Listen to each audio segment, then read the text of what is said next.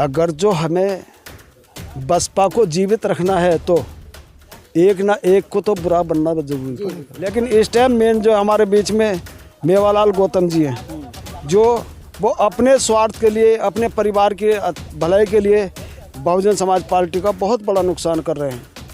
तो इन्होंने मुझसे खुद 50 लाख रुपए मांगे। हमारे साथ बहुजन समाज पार्टी का काफिला था, हर जाति सर्व धर्म के लोग थे हमारे साथ में। आज इन लोगों की वजह से एक भी हमारे पास में बंगाली समाज का नेता नहीं रहा, क्योंकि इन लोगों ने सबको खत्म कर दिया। यहाँ पर एक भी सरदार हमारे पास में अच्छा कार्यकर्ता नहीं रहा है। और हमारी बंगाली समाज नहीं है, मुस्लिम समाज का कोई नेता ऐसा नहीं इन्होंने छोड़ा जो कि हमारे साथ काम कर सके। ये सारा जो है उत्तर प्रदेश के प्रभारी द्वारा हुआ, सब उत्तर प्रदेश के प्रभारियों द्वारा। और तो बहन जी अगर जो इस पर संज्ञान ले लें और ये हमारी जिम्मेदारी हमारे ही लोगों को दे दें, तो हम 100% उत्तराखंड में पूरे बहुमत के साथ बहुजन समाज पार्टी की सरकार बना सकते हैं, क्योंकि हम हौसला रखते हैं। बहन जी के सिपह सलार उन लोगों की सारी कमी है।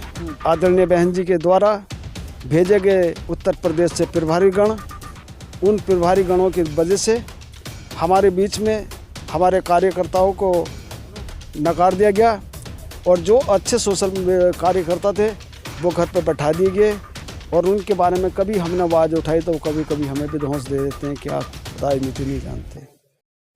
नमस्कार, आप देख रहे हैं समता संदेश टीवी। इस वक्त हम मौजूद हैं उधम सिंह नगर, काशीपुर, उत्तराखंड में, और हमारे साथ मौजूद हैं ओम प्रकाश जी, जो कि बसपा से पूर्व प्रदेश सचिव रह चुके हैं। आज हम इनसे जानने की कोशिश ये करेंगे कि जो उत्तराखंड के अंदर बहुजन समाज पार्टी की स्थिति है वो किस तरह से बनी हुई है, और क्या लगता है कि आने वाले दिनों में जो 2024 के चुनाव नज़दीक आ चुके हैं, तो कितना असर जो है उत्तराखंड से पड़ने वाला है इन चुनावों में। सभी क्रांतिकारी जय भीम सम्मानित, आज इस भोगपुर अंबेडकर पार्क में अपनी जानकारी देने से पहले मैं उन महापुरुषों के चरणों में श्रद्धा के सुमन अर्पित करता हूं जो बहुजन समाज पार्टी में जन्मे और बहुजन के कारबा को हम तक संदेश पहुंचा करके आज हमें बहुजन के बारे में जानकारी देकर के हमारा जो भविष्य संभाला है, मैं उनके लिए सत नमन करता हूं। भारत के तकदीर लिखने वाले BR अम्बेडकर जी बाबा साहब को श्रद्धा सुमन अर्पित करते हुए और दलित शोषित समाज को जगाने वाले ऐसे हमारे मसीहा बहुजन नायक मान्यवर साहब काशीराम जी को श्रद्धा सुमन अर्पित करते हुए सम्मानित साथियों में बताना चाहूँगा कि जब हम बहुजन समाज पार्टी की बात करते हैं तो हमारे सामने उत्तराखंड में विशेष करके एक ही कमी दिखाई दे रही है, क्योंकि हमने 2002 से यहाँ पर बहुजन समाज पार्टी के कारबा को आगे बढ़ाया और हमारे उत्तराखंड में 8 विधायक जीत करके विधानसभा में पहुँचाने का काम हम लोगों ने किया। लेकिन कुछ खामियां जो हमारे बीच में आई हैं, उसके बारे में जब से हमारे बीच में आदरणीय बहन जी के द्वारा भेजे गए उत्तर प्रदेश से प्रभारी गण, उन प्रभारी गणों की वजह से हमारे बीच में हमारे कार्यकर्ताओं को नकार दिया गया, और जो अच्छे सोशल कार्यकर्ता थे वो घर पर बैठा दिए गए। और उनके बारे में कभी हमने आवाज़ उठाई तो कभी कभी हमें भी धौंस दे देते हैं कि आप राजनीति नहीं जानते। तो हमारा जो मेन संदेश है, यदि बहन जी इस बात को संज्ञान ले लें कि हम उत्तराखंड वालों पर ही जिम्मेदारी दें और वहाँ से प्रभारियों को ना भेजें तो वो हमारे प्रभारी की जहाँ हमें आवश्यकता पड़ेगी वहाँ हमारा प्रदेश का अध्यक्ष उनसे काम लेवे, तब तो हम हो सकता है कि उत्तराखंड में फिर दोबारा माहौल बना सकते हैं। लेकिन होता क्या है, ये आदरणीय बहन जी के द्वारा भेजे प्रभारी, ये जो हमारे उत्तराखंड का प्रदेश अध्यक्ष बनता है उसको मात्र एक ही विधानसभा में शिफ्ट कर देते हैं और उनसे कहते हैं कि आपको सिर्फ जो है अगर तो हरिद्वार से आपको बनाया तो आप हरिद्वार में ही पड़े रहिएगा, वो भी कभी उनको बॉन्ड कर देते हैं और वो काम करने से वंचित हो जाते हैं। ये जो पूरा अभी आपने बताया पूरा कि बहन जी जो है उत्तर प्रदेश से प्रभारी भेजती हैं और उसके बाद जो उत्तराखंड के जितने भी ऐसे एक्टिव जो है कार्यकर्ता हैं, सक्रिय जिनको बोल सकते हैं, तो उन लोगों पर दबाव बनाने का काम करते हैं वो लोग। तो इसमें मतलब गलती किसकी देखते हैं, बहन जी की देखते हैं या फिर जो प्रभारी आते हैं वो अपनी दोस्त जमाते हैं? विशेष करके क्योंकि मैं तो मिशन का बंदा हूँ, मैं तो मिशन की बात करूँगा। वहाँ पर जो बैठे हैं बहन जी के सिपह सलार, उन लोगों की सारी कमी है। जैसे कि हमारे पहले अंबेडकर जी थे, गंगाराम अंबेडकर, चलिए वो तो उनको हटा दिया गया, लेकिन इस टाइम मेन जो हमारे बीच में मेवालाल गौतम जी हैं, जो वो अपने स्वार्थ के लिए, अपने परिवार के भलाई के लिए बहुजन समाज पार्टी का बहुत बड़ा नुकसान कर रहे हैं। ये शिकायत मैंने लिखित में भी बहन जी के द्वारा अपने लेटर पैड पर कई बार मैं शिकायत कर चुका, लेकिन सारी बात जो हमारी नहीं सुनी जाती। अच्छा, अगर बात की जाए बहन जी की, तो बहन जी ऐसे नेताओं में देखी जाती हैं, गिनी जाती हैं कि बहुत ही सख्त तरीके से अगर उनको दिखता है कि पार्टी में कुछ कमी दिख रही है किसी नेता के अंदर या किसी प्रभारी के अंदर, वो तुरंत उसको बर्खास्त कर देती हैं। ऐसा भी देखने को पाया ना। देखिए, अभी पिछले 2022 की चुनाव की बात बता रहा हूँ मैं। यहाँ एक शमशुद्दीन राय को लगाया गया।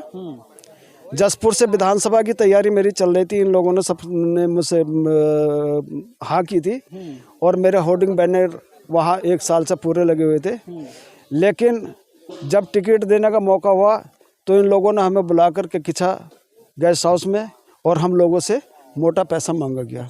तब के मैं 82 से कार्य करता हूँ, मेरा हक बनता है। बहन जी के उसमें थी ये संदर्भ में बात सारी? ये बहन जी के संदर्भ में हो सकती कि उन प्रभारियों ने को होगा, ये पता, मुझे तो पता नहीं है। तो इन्होंने मुझसे खुद 50 लाख रुपए मांगे गए। अच्छा। और मेरी तैयारी इतनी बढ़िया थी, अगर तो मैं जसपुर विधानसभा चुनाव लड़ता तो मैं अगर तो जीतता भी नहीं तो सेकंड पोजीशन पर बहुत टॉप का आता, क्योंकि 24-25 हज़ार वोट हमारा एससी समाज का है और मेरी वैसी भी पकड़ है, मैं सोशल कार्य करता हूँ, तो हो सकता था कि मैं जीत भी सकता था। अभी जो फिलहाल 2024 के चुनाव नज़दीक आ चुके हैं, तो देखा जा रहा है कि नेशनल मीडिया में इसकी चर्चा है बहुजन समाज पार्टी की कि बहन जी ने पूरा माहौल जो है एकदम सख्त कर रखा है उत्तर प्रदेश का। सारे नेता, जितने भी पदाधिकारी हैं, नेता हैं, छोटे कार्यकर्ता, सबको टाइट कर रखा है। देखा होगा आपने भी। और आप जो है एक तरीके से आरोप लगा रहे हैं बसपा के जो पदाधिकारियों पर। नहीं, मेरी बात सुनिए, अगर जो हमें बसपा को जीवित रखना है तो एक ना एक को तो बुरा बनना जरूरी पड़ेगा। और वो घर में किसी को बीमारी हो जाती है तो जब तक उसका इलाज नहीं होता तब तक वो बीमार ठीक नहीं होता। हमारे यहाँ मेन बीमारी है कि जो उत्तर प्रदेश से जितने भी प्रभारी आज तक लोग भेजे, ईसम सिंह एक ऐसा बंदा था जिसने अपने समय काल में यहाँ पर उत्तराखंड में 8 विधायक जिता करके भेजे सर समाज के। आप चाहते हैं ईसम सिंह जैसे लोग और आए अभी उत्तर प्रदेश से?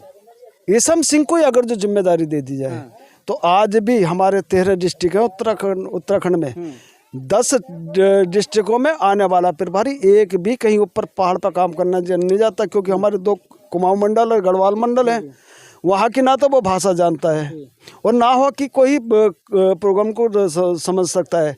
इसलिए कुमाऊं मंडल और गढ़वाल मंडल को ही अगर जो जिम्मेदारी दी जाए और प्रभारियों को जहाँ हमारी जरूरत पड़े, जहाँ हमें जरूरत पड़ेगी वहाँ वो काम करें तो हो सकता है काम हो। लेकिन वो करते क्या है, वो आकर के हमारे ही जिलाध्यक्ष अपनी पोस्ट बचाने के चक्कर में पड़ा रहे, प्रदेश अध्यक्ष अपनी पोस्ट बचाने के चक्कर में रहे। जैसे कि आदरणीय बहन कुमारी मायावती साहब काशीराम जी के साथ मैंने रह करके पद यात्रा की है और पद यात्रा में मैं हर जगह रहा हूँ, पूरे उत्तर प्रदेश में, उत्तराखंड में साथ साथ चला हूँ। तो हमारा पहले एक टारगेट हुआ करता था साहब काशीराम जी का कि जहाँ पे बाहुल्य क्षेत्र है वहाँ जाकर के शाम के नाइट स्टे करना और वहाँ के लोगों को समझाना, लेकिन जागरूक करना। तो हमारे साथ एक जन समूह था, हमारे साथ बहुजन समाज पार्टी का काफिला था, हर जाति सर्व धर्म के लोग थे हमारे साथ में। आज इन लोगों की वजह से हमारे पास में बंगाली समाज बहुत है उधम सिंह नगर में, एक भी हमारे पास में बंगाली समाज का नेता नहीं रहा, क्योंकि इन लोगों ने सबको खत्म कर दिया। हमारे यहाँ ये मिनी पंजाब है उधम सिंह नगर, यहाँ पर एक भी सरदार हमारे पास में अच्छा कार्यकर्ता नहीं रहा है। और हमारी है बंगाली समाज नहीं है, मुस्लिम समाज का कोई नेता ऐसा नहीं इन्होंने छोड़ा जो कि हमारे साथ काम कर सके। ये सारा जो है उत्तर प्रदेश के प्रभारी द्वारा हुआ सब उत्तर प्रदेश के प्रभारियों द्वारा। और तो बहन जी अगर जो इस पर संज्ञान ले लें और ये हमारी जिम्मेदारी हमारे ही लोगों को दे दें तो हम 100% उत्तराखंड में पूरे बहुमत के साथ बहुजन समाज पार्टी की सरकार बना सकते हैं, क्योंकि हम हौसला रखते हैं। तो अभी जो हमारे साथ जो है उधम सिंह नगर में मौजूद थे, जो कि पूर्व जो हैं जिला सचिव रह चुके हैं इस क्षेत्र से, प्रदेश सचिव।